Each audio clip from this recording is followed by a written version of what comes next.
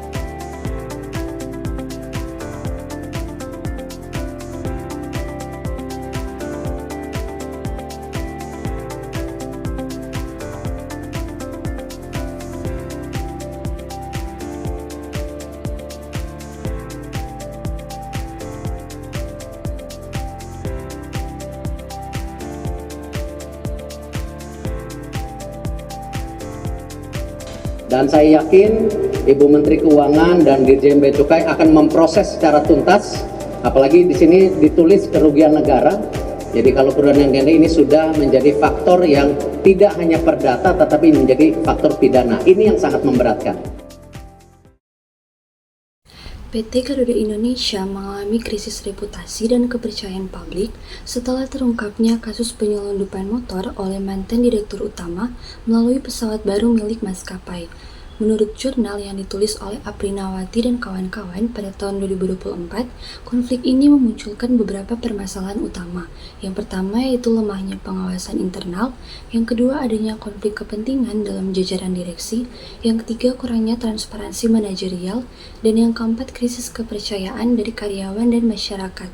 Kondisi ini memicu turunnya moral karyawan, keretakan hubungan antara manajemen dan pemegang saham, serta rusaknya citra Garuda Indonesia sebagai maskapai nasional yang sebelumnya sangat dibanggakan.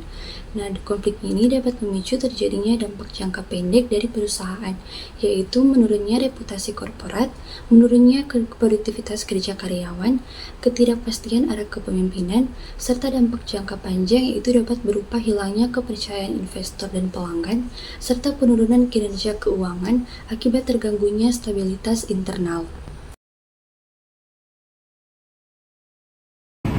PT Garuda Indonesia menyampaikan permohonan maaf yang sebesar-besarnya kepada seluruh masyarakat Indonesia, mitra bisnis, dan pemegang saham atas kejadian yang melibatkan mantan pimpinan perusahaan kami pada tahun 2020. Kami menyadari bahwa insiden tersebut telah menimbulkan keresahan dan kekecewaan, serta berdampak negatif terhadap kepercayaan publik terhadap perusahaan. Sebagai bentuk komitmen kami terhadap transparansi dan tata kelola perusahaan yang baik, kami telah mengambil beberapa langkah seperti penggantian manajemen puncak dan pembentukan tim kepemimpinan baru yang mana memiliki rekam jejak integritas yang tinggi, serta audit internal menyeluruh terhadap seluruh proses operasional dan keuangan perusahaan, dan peningkatan sistem pengawasan internal untuk mencegah terjadinya kembali penyimpangan etika dan hukum, serta program pelatihan dan edukasi etika bisnis bagi seluruh jajaran karyawan dan manajemen. Kami percaya bahwa melalui langkah-langkah strategis ini, Garuda Indonesia dapat membangun kembali kepercayaan yang telah hilang dan terus menjadi maskapai kebanggaan Indonesia yang menjunjung tinggi profesionalisme, integritas, dan pelayanan prima. Demikian video dari kami mengenai konflik organisasi di PT Garuda Indonesia dan respon kami sebagai humas dalam menangani krisis reputasi. Kami berharap perusahaan dapat terus berbenah dan menjadi contoh tata kelola perusahaan yang baik di Indonesia. Terima kasih.